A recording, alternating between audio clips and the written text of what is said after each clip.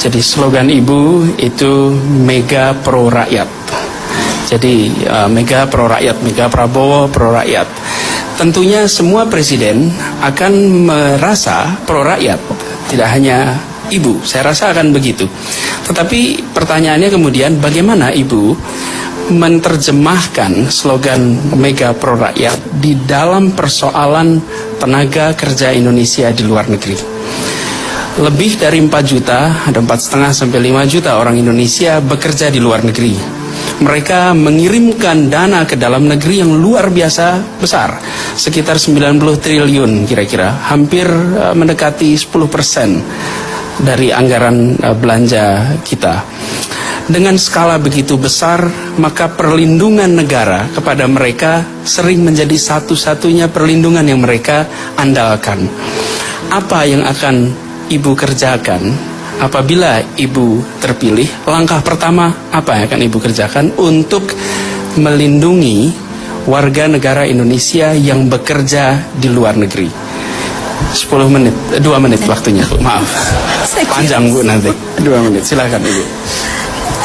Baik Pak Anies, jadi yang pertama sebetulnya perlindungan itu harus diberikan oleh kita di dalam negeri.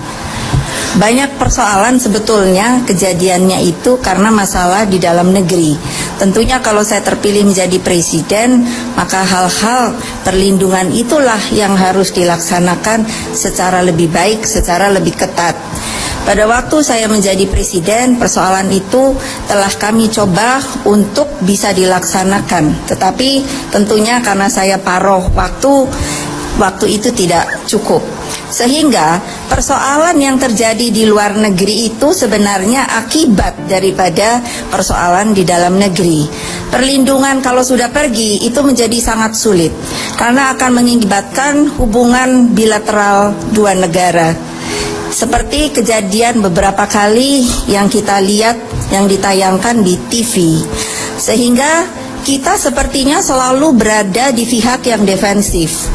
Suatu hal yang harus segera dilakukan adalah memperketat keluarnya yang dinamakan TKW maupun juga yang disebut TKW ilegal. Karena justru TKW ilegal inilah yang sangat sulit untuk bisa dilindungi ketika mereka sudah bekerja di luar negeri. Nah, yang berikutnya adalah memberi suatu pengetahuan yang lebih baik bagi mereka. Karena biasanya yang tidak mengerti hak-hak itulah yang mengalami hal-hal yang sangat menyedihkan ketika mereka mencari pekerjaan di luar negeri. Banyak hal yang saya jumpai di kedutaan-kedutaan tempat penampungan mereka melarikan diri maupun juga mengalami suatu penyiksaan. Tapi ini karena sudah ada di luar negeri, itulah menjadi masalah kedutaan kita harus berhubungan dengan kedutaan yang lainnya atau pemerintah setempat. Terima kasih. Terima kasih Ibu Mega. Pak SBY, Bapak setuju Pak dengan apa yang disampaikan oleh Ibu Mega tadi? Iya, Ibu Mega, saya setuju 200% bahwa di dalam negeri itu pangkal dari segalanya. Tentunya kontraknya harus jelas, transparan, disiapkan dengan baik. Dengan demikian, waktu dia berangkat tidak ada masalah-masalah yang belum diketahui di dalam negeri. Saya sangat setuju dengan pandangan Ibu. Nah, kemudian saya tambahkan sedikit, setelah di luar negeri, kalau dalam negeri kita terus perbaiki, seperti sekarang ini kita terus perbaiki, di luar negeri pun harus mulai ada kerjasama yang konkret antara pemerintah kita dengan negara tuan rumah melalui kedutaan besar maupun konjen. Di Malaysia dulu 40 hari untuk ngurus, sekarang tinggal 3 jam setelah melalui masa 14 hari. Buktinya bisa. Adhan ulangi, atas tenaga kerja telah kita install di banyak kedutaan besar juga relatif membantu. Kemudian kalau ada masalah kita berikan perlindungan hukum, ternyata juga membantu. Menurut saya mata rantai antara di rumah dengan di luar negeri harus kita kerjakan secara serentak. Tetapi memang benar harus beres di dalam negeri dulu seperti sampaikan Ibu Mega tadi.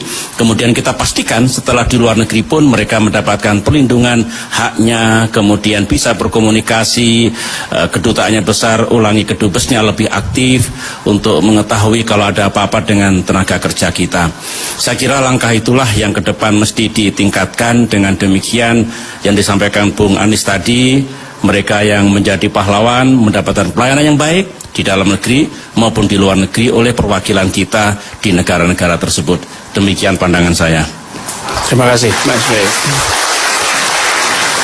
Pak JK, bagaimana pandangan Pak JK? Sependapat tidak Pak JK dengan apa yang dikatakan Ibu Mega tadi? Silakan. Ya, tentu saya sependapat dengan Ibu Mega. Karena hal ini saya kerjakan juga pada waktu saya ke Quaestor bawa Ibu Mega. Jadi tentu juga sangat penting. Ibu masih ingat waktu ada nunukan dulu Bu ya, waktu yang Ibu ya.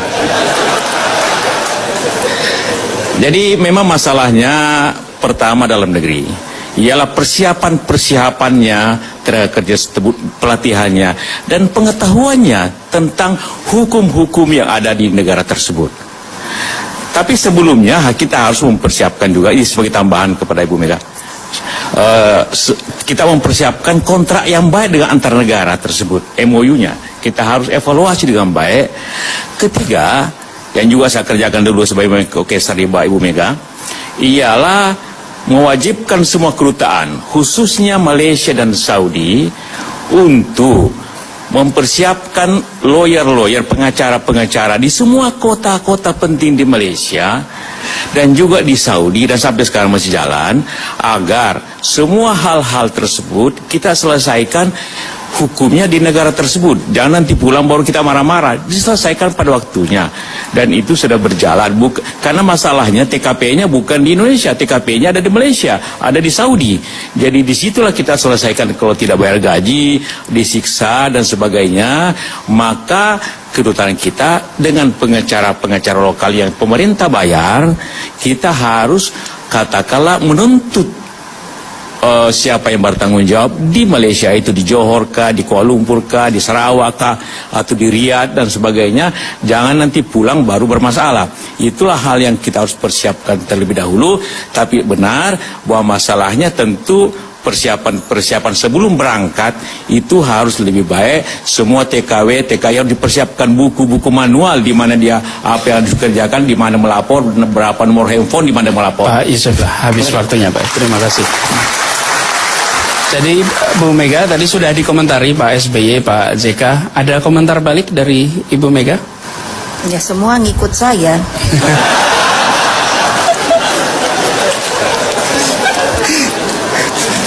Jadi itu komentarnya Bu ya, semua ikut Ibu gitu. Ada tambahan lagi? Ya sudah Cukup, oke.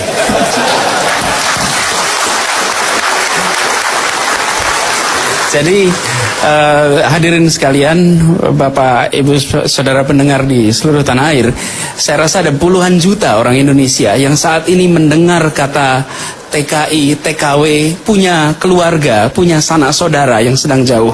Dan komitmen-komitmen yang malam ini disampaikan merupakan komitmen yang mereka akan dengar dan mereka akan perhatikan dalam 5 tahun ke depan.